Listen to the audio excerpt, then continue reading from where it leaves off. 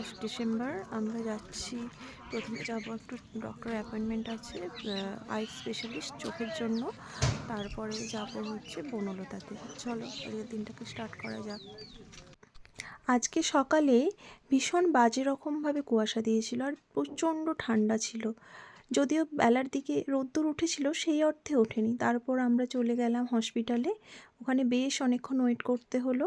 তারপর ডক্টর দেখানো হলো। হওয়ার পর আমরা বেরিয়ে পড়লাম। বেরিয়ে ব্রেকফাস্ট করেছিলাম একটা জায়গাতে। ব্রেকফাস্টে করেছিলাম কচুরি আর চা খেয়েছিলাম, সেটা ভিডিও করা হয়নি। তারপর চলে এলাম আমরা বনলতা রিসর্টে।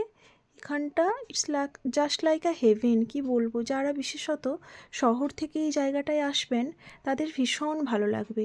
চারিপাশে প্রচুর পরিমাণে ফুল, পুকুর, কোনো পুকুরে মাছ রয়েছে, আমি দেখাবো যদিও সেটা। চারিপাশে ফুলে ভরা, এগুলো দোপাটি ফুল।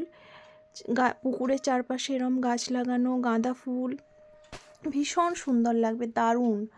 মানে না দেখলে এই জায়গাটাকে বুঝতেই পারবেন না যে কতটা সুন্দর লাগছে। যেমন নার্সারি হয়, একটা নার্সারিতে যেমন প্রচুর ফুলের চারা থাকে, এখানে সেরকম। এখানে বিভিন্ন রকমের ফুল গাছ আছে। এই যে দেখতেই পাচ্ছেন, খুব সুন্দর, মানে কালারফুল, তো ওই জন্য আরও বেশি ভালো লাগছে। এই প্রথম এটা একটা ধরনের বাঁধাকপি। এই কালারের বাঁধাকপি প্রথম দেখলাম। পার্পল কালারের বিশেষত হয় না আমাদের এখানে, তো নর্মাল যেমন গ্রিন কালারের বাঁধাকপি সেরমই হয়। তারপর এই পুকুরটা দেখছেন, এই পুকুরটা বিশেষ করে মাগুর মাছ চাষ হয়। মাগুর মাছগুলো আমি বোঝাতে পারছি কিনা জানি না ভিডিওতে কতখানি, কিন্তু সামনে থেকে আরও বেশি ভালো করে বোঝা যাচ্ছিল। শুধুমাত্র ফুল গাছ তা না, এছাড়াও এখানে রয়েছে মুরগি, এগুলো এমু পাখি, বিভিন্ন ধরনের পশু পাখি এখানে থাকে। এখানে এগুলো চাষ হয় বেসিক্যালি। এখানে গরু রয়েছে।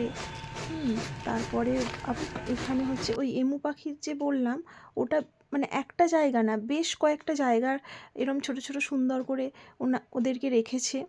তবে এমু পাখিগুলোকে দেখে আমার বেশ ভীষণ ভয় করছিল, মুখটাকে সামনের দিকে নিয়ে আসছিল। আর এই জায়গাটা তো সেলফি স্পট মনে হয়। এখানটায় বেশ ঘোড়ার গাড়িও চলে।